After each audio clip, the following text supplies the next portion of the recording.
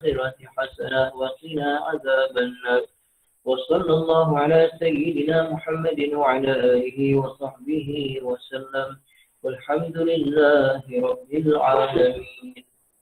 Alhamdulillah, ibu-ibu yang dirahmati Allah Subhanahu wa taala, syukur kepada Allah. Hari ini adalah hari Jumaat bersamaan 7 hari bulan 1 tahun 2022. Pengajian pukul 9.30 malam, iaitu sambungan perbahasan mengenai Ya Laitani. Siri yang ketiga, iaitu kita membincangkan Ya Laitani yang berada dalam surah Al-Haqqah ayat yang ke-25. Sebelum itu, Waalaikumsalam warahmatullahi, Ibu Anissa, Makcik Nidaridan, Ummi Naimah, Ibu Asimah, Ibu Azizah dan yang lain-lain. Alhamdulillah. Jadi ibu-ibu yang dirahmati Allah Subhanahu wa taala, ibu semua dah buka Al-Quran surah Al-Haqqah ya? Dah buka ya? Al-Quran surah Al-Haqqah. Waalaikumsalam warahmatullahi wabarakatuh. Alhamdulillah. Dah ya semua? Surah Al-Haqqah. Kalau kita nak faham ibu ayah, kita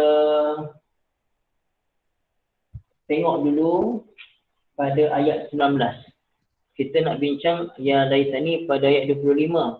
Tapi kalau kita nak faham, kita kena tengok dulu daripada ayat 19. Terjemahan saja ya, kita bukan tafsir ni. Terjemahan je. A'udzu billahi minasy syaithanir rajim. فَأَمَّا مَنْ أُوتِيَ كِتَابَهُ بِيَمِينِهِ وَيَقُولُ هَاؤُمُ اقْرَءُوا كِتَابِيَهْ إِنِّي ظَنَنتُ أَنِّي مُلَاقٍ حِسَابِيَهْ وَهُوَ فِي عِيشَةٍ رَاضِيَةٍ فِي جَنَّةٍ عَالِيَةٍ قُطُوفُهَا دَانِيَةٌ كُلُوا وَاشْرَبُوا هَنِيئًا بِمَا أَسْلَفْتُمْ فِي الْأَيَّامِ الْخَالِيَةِ Sadaqallahul Azim. Ibu-ibu yang dirahmati Allah Subhanahu wa taala. Ya. Jadi daripada ayat 19. Fa amma man utiya kitabahu, ayat 19 sampai ayat 24 menceritakan mengenai keadaan orang beriman dulu. Baru kita masuk ayat 25 yang ada Ya Laitani padanya. Okey. Ayat 19, fa'amma dan ada pun man utiya, orang yang utiya fi'il madhi majhul, yang diberikan kitabahu akan kitab catatan amalnya biyaminihi dengan tangan kanan. Jadi nak tanya ibu ya, dengan tangan kanan ni agak-agak dia bahagia ke tidak ni? Dia adalah seorang yang sangat bahagia gembira. Ceritanya dalam tafsir macam ni ya. Mula-mula masa dibuka buku catatan amal di Yaumul Mahsyar, di Mahsyar, ketika mana dihisap buku catatan amal dia, Allah Ta'ala tunjukkan semua amal-amal buruk dulu satu persatu. Setiap satu amal buruk yang dibuka oleh Allah Ta'ala di depan dia dalam catatan amal tu di pada Mahsyar, agak-agak apa perasaan dia ibu ya? Satu orang yang Allah buka catatan amal dia, Allah tunjukkan yang buruk-buruk dulu semua. Semua dosa-dosa dia. Apa perasaan dia? Takut ke ataupun dia rasa relax saja? Tentunya satu orang akan jadi sangat takut. Bukan dosa besar, dosa kecil pun takut sangat. Pada hari itu memang dosa kecil pun akan takut sangat. Pada hari itulah tiba-tiba setelah Allah tunjukkan catatan buruk dia, tiba-tiba Allah tunjukkan pula semua amal-amal baik dia. Amal baik dia yang dia buat dan juga amal-amal baik yang dia tak buat. Tapi kerana ada kebaikan yang dia tinggalkan kat dunia sebelum dia mati dan kebaikan itu berterusan. Kebaikan itu amal yang jariah dia buat, banyak pahala masuk pada dia, lalu bertukar kepada hasanat. Daripada sayyiat bertukar kepada hasanat. Maka buku catatan amal dia yang mula-mula banyak dosa tu tiba-tiba banyak masuk amal-amal soleh yang dia buat dan yang jariah yang dia tak buat orang lain buat masuk saham dia. Kemudian akhirnya kebaikan dia melebihi kejahatan dia. Apa perasaan dia ketika itu, ibu ayah? Ibu ayah tengok pada pelajar yang dapat keputusan cemerlang, ambil SPM, keputusan SPM, tiba-tiba dia ambil 15 subjek, semuanya A1. Agak-agak dia ambil, dia tunduk biasa-biasa je ke, ataupun dia ambil, dia melonjak-lonjak, berpusing-pusing satu dewan tu. Gembira tak terkata kan? Gembira tak terkata. Dia ambil, dia dah tak ada malu lah. Dia akan menjerit, mak, cikgu, saya dapat 10A, saya dapat 15A. Tak tahu nak kata macam mana gembira dia kan ibu ayah kan. Jadi inilah dia. Ahli syurga di pada mahsyar nanti, ketika mana dapat buku catatan amal tangan kanan, dia akan menjerit, umuqra'u kitabiah, tengoklah buku aku ni, tengoklah buku aku. Cuba tengok terjemah masing-masing. Apa tak kegembiraan pada terjemah tu? Umuqra'u kitabiah, tengoklah buku aku. Dia nak tunjuk semua orang yang dia berjaya. Dia nak tunjuk pada semua orang, betul di mahsyar tu, dia berlari seluruh keliling mahsyar tu, menunjukkan buku catatan amal dia yang dia dapat dengan tangan kanan, confirm. Dapat tangan kanan, confirm ahli syurga. Kenapa ni nak bagi tahu ni? Nak bagi tahu nanti bila sampai ayat mengenai orang yang dapat buku catatan amal dengan tangan kiri tu, sedih dia bukan kepalang. Sedih, takut dia bukan kepalang. Okay. Ini ayat seterusnya, ayat 20. Inni dhanantu anni mulaqin hisabiyah. Aku yakin, aku pasti masa kat dunia dulu, aku yakin aku akan menghadapi hari hisab. Sekarang ni inilah hari hisab. Aku berada di hari hisab dan aku dapat keputusan, aku cemerlang. Aku dapat kesan cemerlang sangat, aku gembira. Dulu kat dunia aku yakin lepas mati ada kehidupan lepas mati, ada mahsyar, aku yakin. Lalu aku buat amal sungguh-sungguh kat dunia dulu. Aku ajak orang buat amal, aku ajak orang baca Quran, aku ajak orang selawat. Sekarang aku dapat hasilnya, gembira tak terkata. Ibu tak nak ke tergolong golongan ni? Kita semua nak tergolong kan? Ini sebelum kita masuk pada ayat yang menakutkan tu, biar kita faham apa akibat, apa balasan Allah bagi pada orang beriman. Wa huwa fi 'aishatin radiyah. Berada dalam kehidupan yang redha, kehidupan yang seronok.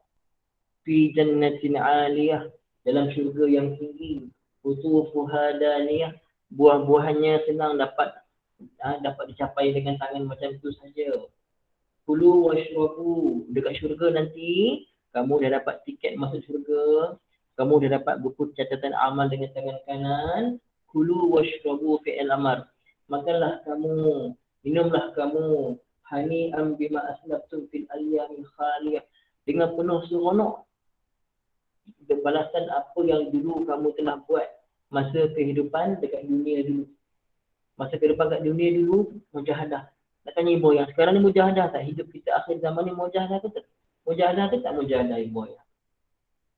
Akhir zaman ni, mujahadah ke tak mujahadah? Kita nak makan, nak dapat yang betul-betul, walaupun ada cep halal, tapi nak dapat yang betul-betul halal senang tak? Yang kita betul-betul yakin tak ada sebarang unsur-unsur ragu-ragu ke, syak ke apa ke, yang kita betul-betul yakin. Susah hingga akhir zaman ni. Kalau nak betul-betul kita makan yang kita yakin, makanlah telur, makanlah sayur. Tapi kalau makan yang makanan proses ni takut sangat. Jadi kalau kita nak ambil mi ke kuih tiaw ke, ambil daripada yang betul-betul kita kenal siapa pengeluar dia, kilang mana. Tengok bila dia buat serbuan, rupanya kilang teruk, kilang.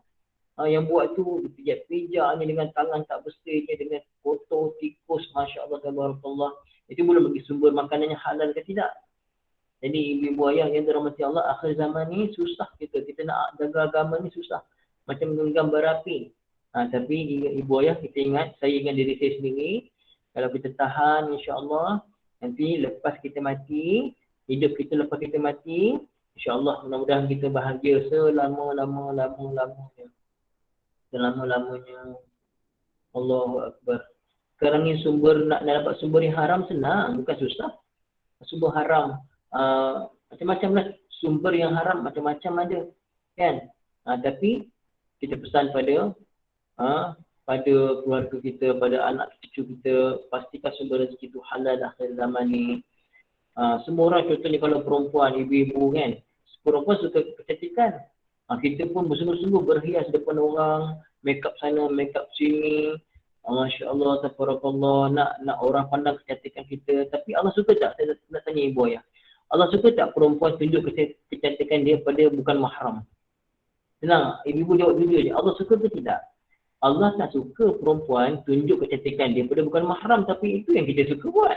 Bukan ibu-ibu lah, orang lain lah kan. Suka dia pernampakkan kecantikan kita pada yang bukan mahram. Jadi ibu-ibu semua, nasihat saya, ibu-ibu pesan pada diri kita sendiri, pada anak-anak ibu, cucu ibu, tak payahlah kita make up Masya Allah tabarakallah depan bukan mahram. Jagalah, sebaik perempuan adalah yang paling terjaga. Ibu ayah tengok sebagai perempuan paling, kalau boleh muka dia pun orang tak kenal kecuali mahram dia saja. Kecuali kalau ada sebab-sebab tertentu cikgu nak mengajar, tunjuk muka tak apalah. Jangan ibu-ibu sikit-sikit selfie tu ini, lepas tu tunjuk kat semua orang kan. Tapi kat rumah tak ada pun macam tu kan, tak ada pun cantik lepas suami. Contoh macam tu lah. Jadi boy akhir zaman ni macam-macam ujian kita. Kita sabar, insya-Allah kita sabar. Kita mati, lepas mati kita dapat hasil insya-Allah, jangan risau. Okey. Jadi itu kegembiraan bagi orang yang dapat buku catatan amal dengan tangan kanan. Sekarang kita masuk pula pada ayat 25. Ini ayat yang ada ya laitani di bawah ya. Ayat yang ada ya laitani iaitu ayat yang ke-25. Firman Allah Subhanahu wa taala, A'udzu billahi minasy syaithanir rajim. وَأَمَّا مَنْ أُوتِيَ كِتَابَهُ بِشِمَالِهِ وَيَقُولُ يَا لَيْتَنِي لَمْ أُوتَ كِتَابِيَهْ وَأَمَّا مَنْ أُوتِيَ كِتَابَهُ بِشِمَالِهِ. Adapun orang yang diberikan buku catatan amalnya dengan tangan kiri. Ibu ayah, dekat mahsyar nanti, satu orang yang apa perasaan manusia di mahsyar nanti ibu ayah? Dia nak dapat buku, dia nak sangat terlalu berkeinginan dan terlalu berharap buku catatan amal diberikan pada tangan kanan. Semua, termasuk kita semua ibu ayah. Kita semua akan berharap macam tu. Kita berharap nak masuk syurga, dapat catatan amal dengan tangan kanan, tiba-tiba manusia tu dapat tangan kiri. Agak-agak apa perasaan dia ibu ayah? Apa perasaan dia? Dia kata, fayaqul, maka dia berkata, ya laitani, alangkah baiknya lam uta kitabiyah, aku tak diberikan buku ni. Dia dah diberikan dah masalahnya. Dia dah buku tu dah diberikan pada dia. Dia nak ke, dia tak nak ke, buku tu pasti akan diberikan pada setiap manusia. Tiba-tiba untuk dia bukunya diberikan dengan tangan kiri. Maka dia punya takut bukan kepalang ibu ayah. Pasal dia tahu buku tangan kiri, dia dapat dengan tangan kiri, itu adalah tiket untuk dia masuk ke neraka Allah Subhanahu Wa Taala. Padahal kita dah belajar neraka Allah Taala itu hanya melihat saja pun dah takut dah. Melihat saja dah, mendengar bunyi neraka pun dah takut, belum lagi dia masuk dalam neraka. Jadi ya laitani kat sini, ya laitani, alangkah baiknya lam uta kitabiyah, tidak diberikan, aku tidak diberikan buku catatan amalanku. Walam azri ma hisabiyah, dan alangkah baiknya aku tak tahu penghisaban tu apa. Alangkah baiknya kalau aku ni tidak dihisab. Alangkah baiknya aku tak dimasukkan ke medan hisab. Ibu ayah, walaupun satu orang tu masuk syurga, tapi kalau dia masuk syurga dengan hisab, sesiapa saja man nuqishal hisab faqad halaka, Nabi beritahu. Barang siapa yang diheret ke medan hisab pasti binasa. Binasa ni maksudnya untuk dia menunggu keputusan dapat buku catatan amal tangan kanan ataupun tangan kiri, nak menunggu tu, masa menunggu tu dicatat, disemak satu-satu amalan dia, walaupun benda tu dah halal tapi nak tengok ke arah mana duit tu yang dia gunakan. Macam tu sekali. Contohlah kalau bab duit, bab harta. Sumber tu dah halal dah, tapi ke mana kau pula? Ke mana pula kau belanjakan harta kau? Allahu Akbar. Masya Allah ibu ayah, akan ditilik satu persatu. Jadi barang siapa yang dihisap, dia tak masuk syurga tanpa hisap, dia masuk syurga dengan hisap. Penghisapan itu sendiri adalah satu azab. Jadi ibu ayah yang dirahmati Allah Ta'ala, walam adri ma hisabiyah, alangkah baiknya aku tak tahu hisab tu apa, penghisapan tu apa. Ya laitaha kanatil qadiyah. Ya laitaha kanatil qadiyah.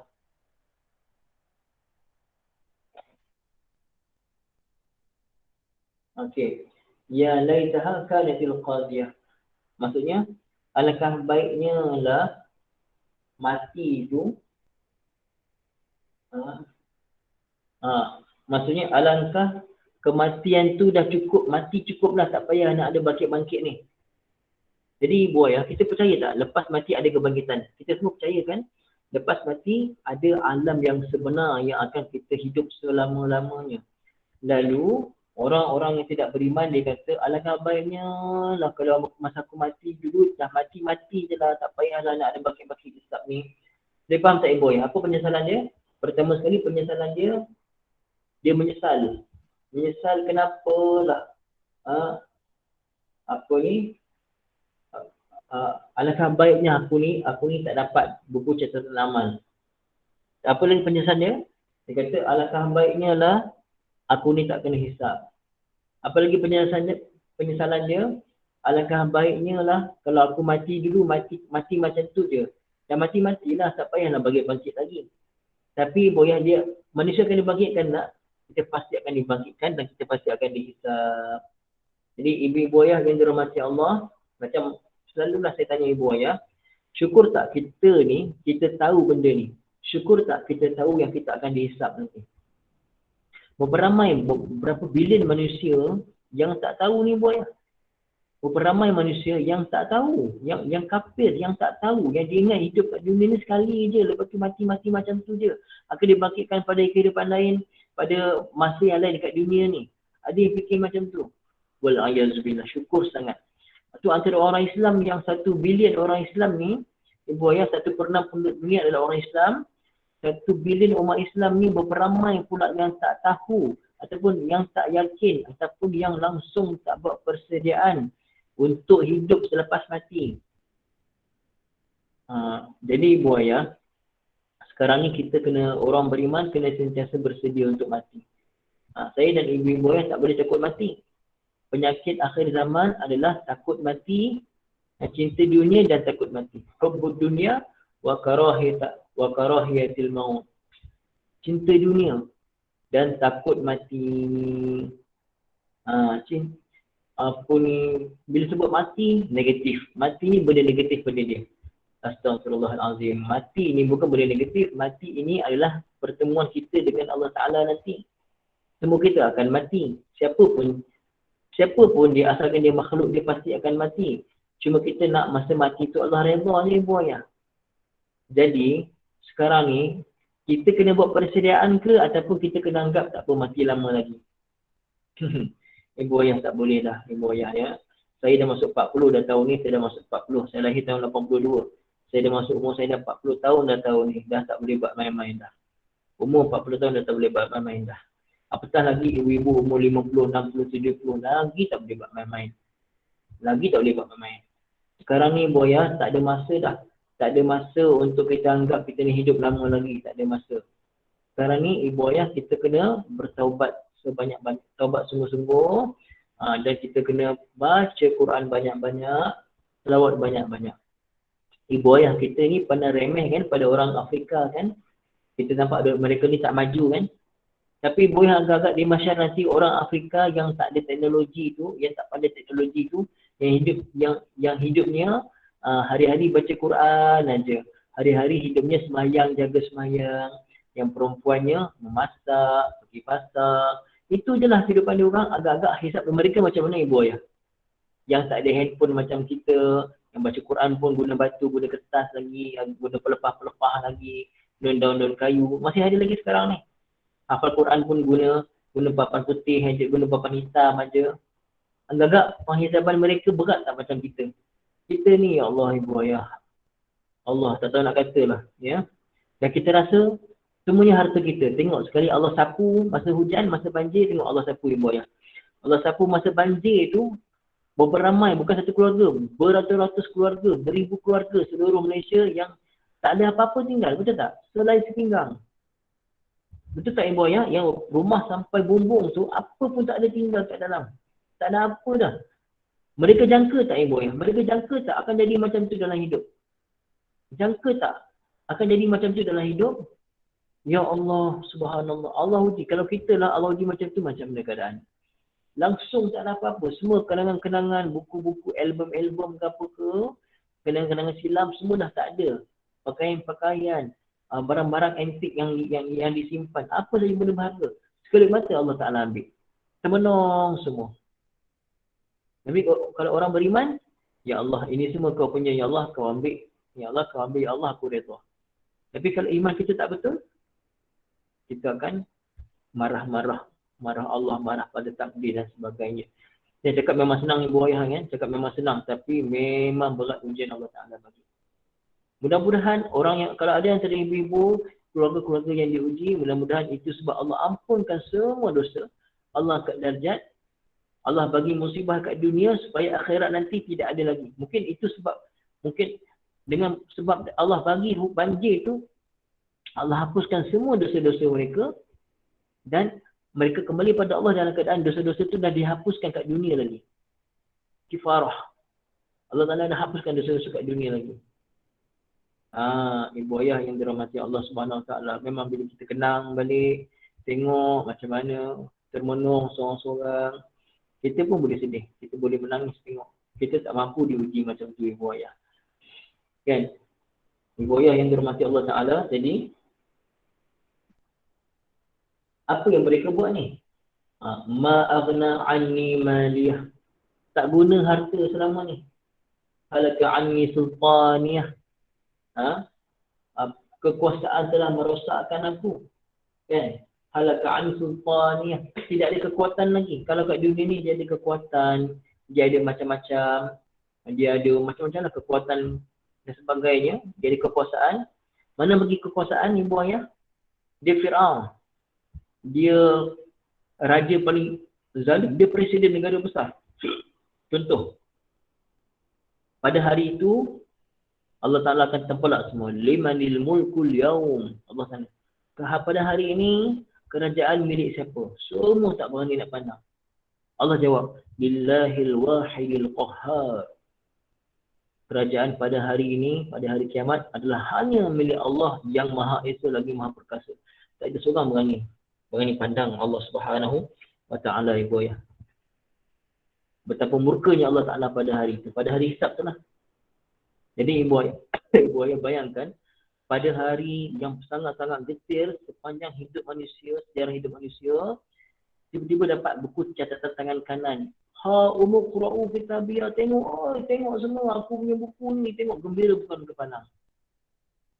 Sedangkan masa hisab tadi ibu ayah, masa hisab tadi, yauma yafirrul mar'u min akhihi wa ummihi wa abihi wa sahibatihi wa banihi likulli imri'in minhum yawma idzin sya'nu yughni. Yauma yafirrul mar'u min akhihi. Pada hari itu, pada hari kiamat, yafirrul mar'u min akhihi. Satu orang akan lari daripada adik-beradik dia. Nampak saudara dia, adik-beradik dia akan tak nak mengaku dah. Pasal apa? Masing-masing takut dosa masing-masing. Wa ummihi wa abihi. Nampak mak bapak dia, dah tak mengaku mak bapak dah masa tu. Siapa pun ni dah tak mengaku dah mak bapak dah. Pasal apa? Pasal masing-masing takut mak bapak tu akan dakwa dia. Dulu ya Allah, dia ni anakku tapi dia tak nak sekian-sekian kan. Tak nak dia dakwa-dakwi. Aku nak pahala dia ya Allah, aku nak pahala dia. Masa tu ibu ayah, mak bapak pun dah tak kenal dah. Wa sahibatihi wa bani. Ada isteri, ada anak-anak. Masa tu isteri dan anak-anak pun kita dah tak nak mengaku dah. Dah tak nak mengaku dah isteri anak kita. Pasal apa? Pasal takut sangat akan menjejaskan pahala kita. Tiba-tiba kita dah lulus ujian, lulus hisab, dapat buku catatan amal tangan kanan, gembira bukan kepala. Jadi sebaliknya, kalau dapat buku catatan amal tangan kiri, sedih, gembira, kecewa, takut, semua yang negatif tu bukan kepala. Hingga dia kata, ya laitani lam uta kitabiyah. Alangkah baiknya aku ni tak dapat buku catatan amal. Walam adri ma hisabiyah. Alangkah baiknya aku tak tahu hisab tu apa. Aku tak berhadap dengan penghisaban. Ya laitaha kanatil qadiyah. Alangkah baiknya lah kalau mati tu mati ajalah, tak payahlah nak ada hisab-hisab ni. Tak payah nak ada bagi buku catatan amal. Jadi boleh syukur sangat pada Allah, boleh syukur sangat pada Allah dengan kita bincangkan ayat-ayat macam ni akan membawa maksud kenapa Quran itu diberikan pada kita. Tujuan inilah Quran diberikan pada kita, diwahyukan kepada Nabi SAW dan Nabi ajarkan pada kita supaya kita belajar benda-benda ni. Dan ibu bila ibu belajar ayat-ayat ni dalam keadaan ibu faham pula kaedah bahasa Arab dia akan lebih meresap ke dalam jiwa kita, insya-Allah. Akan lebih meresap dan lebih terkesan. Dan inilah tujuan kita belajar tafsir. Jadi ibu nampak tak ibu kepentingan kita belajar tafsir ibu ya? Penting sangat. Bukan kita sekadar baca Quran. Kita memang boleh baca dengan bertajwid. Saya yakin semua belajar dengan saya ni, ibu-ibu semua boleh baca dengan tajwid. Semua kalau hukum tajwid, semua masya-Allah hebat.